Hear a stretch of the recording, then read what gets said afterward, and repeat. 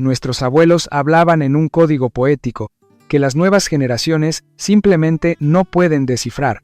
Eran dichos que venían de experiencias concretas y reales, de oficios que ya desaparecieron, de tecnologías que hoy son obsoletas, de realidades sociales que simplemente ya no existen.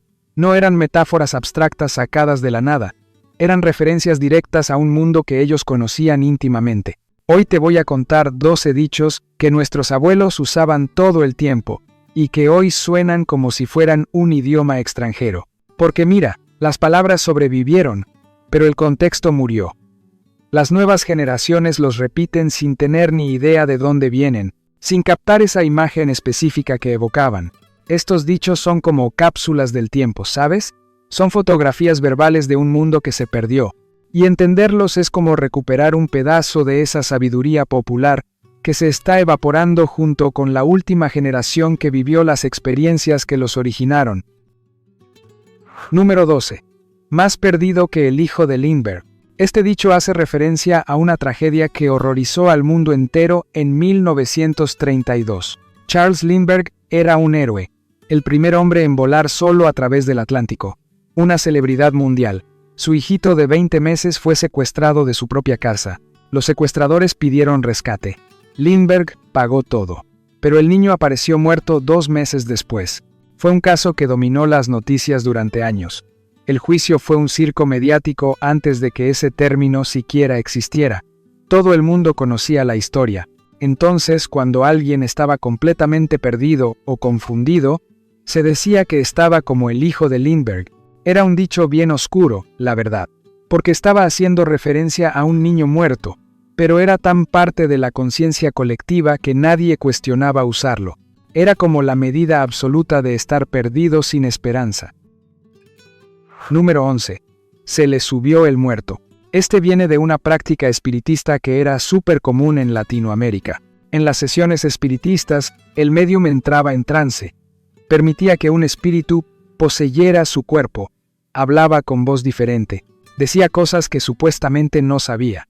Era entretenimiento y creencia religiosa todo mezclado. Pero a veces, el médium no podía bajar al espíritu. Se quedaba poseído por horas, comportándose extraño, diciendo puras incoherencias. Era una situación bien peligrosa que requería la intervención de expertos. Entonces, cuando alguien actuaba de forma inexplicable, cuando una persona normal de repente hacía cosas completamente fuera de su carácter, se decía que se le subió el muerto.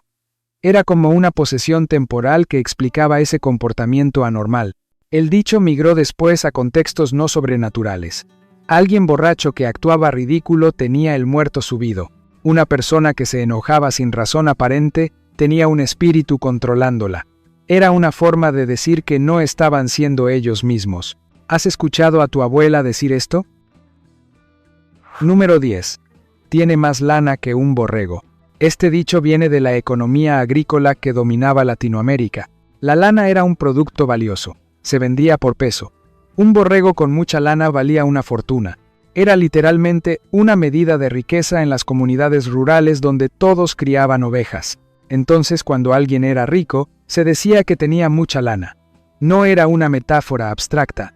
Era una comparación directa con un commodity que todos conocían y cuyo valor entendían precisamente. El dicho migró después a las ciudades, donde nadie había visto un borrego en su vida, pero sobrevivió porque sonaba bien, tenía ritmo. Era una forma colorida de decir que alguien tenía dinero, pero la conexión con su origen se perdió completamente. Hoy los jóvenes dicen, tiene lana sin saber por qué el dinero se llama así. No visualizan al borrego, no entienden la economía agrícola que generó el término. Es una palabra fosilizada, que mantiene su forma pero perdió su significado original, como un fósil que te muestra la estructura de un organismo pero no captura la vida que tuvo. Los abuelos todavía dicen, no tengo ni lana cuando están sin dinero. Los jóvenes replican la expresión sin cuestionar por qué la lana significa efectivo. Es una transmisión mecánica sin comprensión real. Número 9. Más falso que billete de 3. Este viene de una época donde los billetes falsos eran prácticamente una epidemia. Antes de la tecnología moderna, falsificar billetes era relativamente fácil. Entonces circulaban miles y miles. Los comerciantes debían revisar cada billete cuidadosamente. Era un problema serio que afectaba toda la economía. Pero nadie fabricaba billetes de 3. ¿Por qué? Porque esa denominación simplemente no existía. Todos sabían los valores reales. 1, 2, 5, 10. Entonces, un billete de 3 era obviamente falso. Era una falsificación tan mala que hasta un analfabeto la podía detectar. Se convirtió en el estándar de falsedad obvia. Algo más falso que un billete de 3 era imposiblemente falso. Era una mentira tan transparente que insultaba la inteligencia de quien la escuchaba. El dicho sobrevivió aunque los billetes falsos ya no son un problema común. La tecnología los hizo difíciles de fabricar, pero la frase permanece porque comunica el concepto perfectamente. Los abuelos recuerdan cuando revisar billetes era una necesidad, cuando recibir uno falso significaba una pérdida real. El dicho les trae la memoria de una economía menos segura.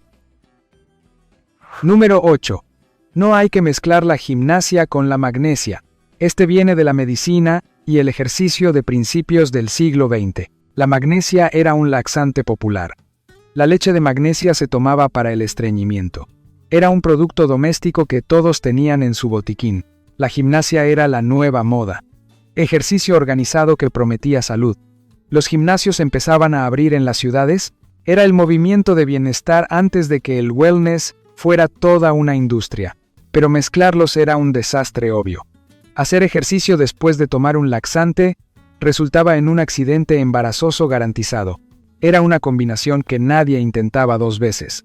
Se convirtió en un dicho sobre no mezclar cosas incompatibles, sobre mantener áreas de tu vida separadas. Era una advertencia contra confundir categorías que debían permanecer distintas. Los abuelos lo dicen cuando mezclas el trabajo con la familia, o los negocios con la amistad.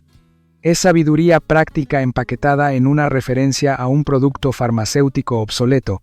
¿Conocías el origen de este dicho? Número 7. Quedó como chayote en corral de puercos. Este viene directamente de la vida en el rancho que la mayoría de la gente vivía. El chayote es una fruta delicada, de piel suave, que se daña facilísimo.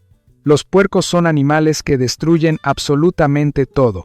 En un corral pequeño con varios puercos, nada sobrevive intacto. Entonces un chayote en un corral de puercos era destrucción garantizada. En minutos quedaría aplastado, destrozado, irreconocible.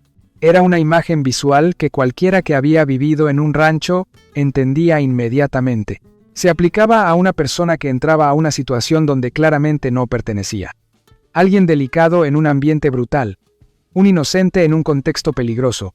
Era una predicción de destrucción inminente. También se usaba para describir el resultado. Después de una paliza, la víctima quedaba como chayote en corral, golpeado hasta ser irreconocible.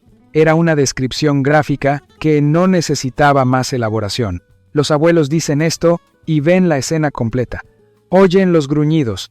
Ven el chayote destrozado.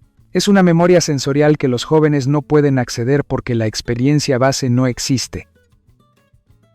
Número 6. Más apretado que perro en boda. Este viene de una costumbre social que ya no existe. En las bodas tradicionales, todo tenía su lugar. Cada invitado, cada detalle. Había un protocolo estricto que todos seguían. Era un evento formal con reglas rígidas. Los perros no eran invitados, obviamente, pero a veces colaban. Un perro callejero que olía la comida, o el perro de la familia que se escapaba. Aparecía en la celebración donde claramente no pertenecía, y todos lo notaban. Los niños lo señalaban, los adultos intentaban sacarlo. El perro sentía el rechazo, se encogía, se escondía bajo las mesas. Era una incomodidad visible que todos reconocían. Se convirtió en un dicho sobre estar donde no te quieren, sobre sentir ese rechazo social, sobre la incomodidad de no pertenecer. Era una sensación que el perro expresaba con su lenguaje corporal obvio. Los abuelos lo dicen cuando están en una reunión incómoda, donde sienten que sobran. Es una referencia a un protocolo social que ya no rige pero que definió sus vidas. Número 5. Se puso como agua para chocolate. Este dicho viene de la preparación específica de una bebida tradicional. El chocolate se preparaba en una olla especial, con un molinillo de madera. El agua debía estar exactamente en el punto de ebullición, no hirviendo violentamente, pero a punto de explotar. Era una temperatura bien delicada. Muy caliente pero contenida. Si pasabas ese punto, el chocolate se arruinaba. Si no llegabas, no se mezclaba bien. Era un arte que requería atención constante. Entonces, cuando alguien estaba furioso pero contenido, hirviendo por dentro pero controlado por fuera, estaba como agua para chocolate. Era furia a punto de explotar que cualquier cosa podía desatar. El dicho capturaba perfectamente esa tensión. Ese momento antes de la explosión. Esa calma falsa que precede a la violencia, era una imagen que quien preparaba chocolate diariamente entendía visceralmente. Los abuelos lo dicen y recuerdan el olor del chocolate, el sonido del molinillo, la concentración requerida. Es una memoria multisensorial comprimida en 5 palabras. Número 4. Tiene más cuento que Calleja. Este hace referencia a Saturnino Calleja, un editor español que revolucionó la industria. Calleja publicaba cuentos infantiles baratos, en formato pequeño, accesibles para la clase trabajadora. Publicó miles, literalmente miles de títulos diferentes. Era una referencia cultural que todos compartían. Los cuentos de Calleja eran sinónimo de una biblioteca masiva. Tener más cuentos que Calleja era tener una colección imposible de superar. Pero se aplicaba a las personas también. Alguien que mentía constantemente tenía más cuento que Calleja, porque inventaba historias elaboradas, narraciones complejas, mentiras dentro de mentiras. Era una crítica pero también una admiración, porque un buen mentiroso es un artista, ¿no? Alguien que teje ficción convincente, como Calleja, que publicaba ficción que los niños creían real. Los abuelos recuerdan esas portadas coloridas, las historias que leyeron de niños. Calleja era parte de la educación de su generación. El dicho los conecta con su alfabetización temprana. ¿Has oído este dicho alguna vez? Número 3. Armó un miércoles santo. Este viene de la tradición religiosa que dominaba el calendario social. La Semana Santa era el evento central del año. El jueves y viernes santo eran solemnes, silenciosos, respetuosos. Era tiempo de luto por la muerte de Cristo. Pero el miércoles santo era el último día antes de las restricciones. La última oportunidad de celebrar, de hacer ruido, de vivir normalmente antes de 3 días de silencio obligado. Entonces, la gente lo aprovechaba. Hacían fiestas, bebían, celebraban excesivamente.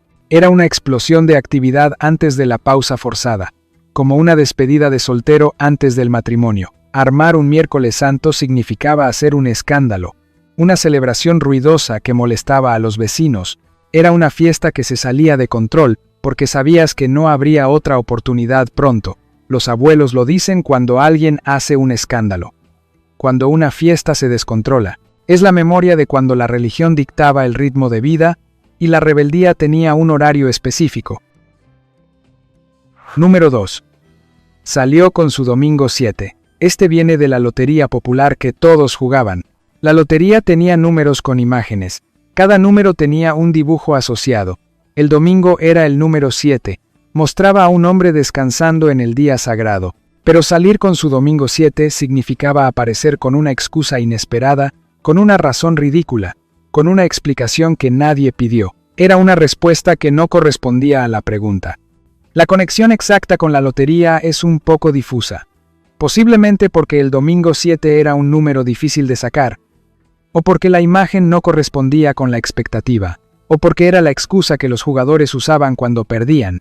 Lo que sobrevivió es el sentido de respuesta inadecuada, de una persona que dice algo completamente fuera de contexto, que responde una pregunta que nadie hizo, que ofrece información irrelevante. Los abuelos lo usan cuando un nieto responde algo sin sentido, cuando una excusa no tiene relación con la acusación. Es frustración expresada con una referencia a un juego que ya no existe. Número 1. Le cayó el chahuiztle. Este es el más mexicano de todos y viene de una plaga agrícola devastadora. El chahuiztle es un hongo que ataca el maíz. Aparece súbitamente. Destruye la cosecha completa en días. no hay salvación cuando llega, solo pérdida total que una familia campesina simplemente no se puede permitir.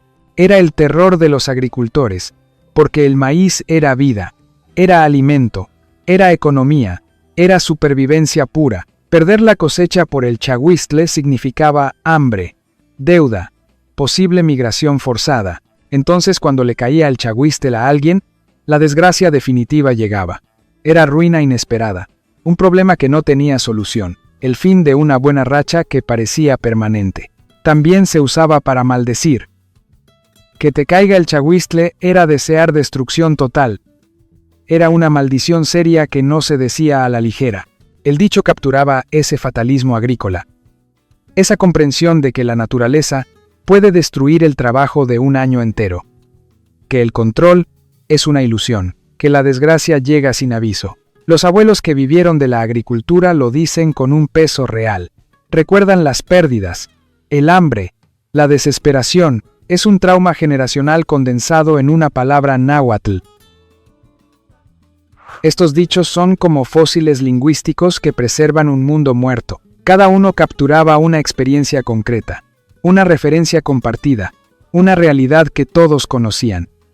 No eran metáforas abstractas sacadas de la nada, eran descripciones precisas de situaciones específicas. Hoy sobreviven como zombies, palabras sin cuerpo, frases que repetimos sin entender las imágenes que evocaban. Es un lenguaje huérfano que perdió a los padres que lo engendraron. Si tu abuela usa estos dichos, grábala explicándolos. Captura el contexto antes de que desaparezca para siempre, porque cuando se vayan, se llevarán un universo completo de referencias que las nuevas generaciones nunca podrán recuperar. ¿Cuál de estos dichos usa tu familia? ¿Conoces otros que aquí no mencionamos? Esto fue Mundo Retro, donde el pasado sigue vivo.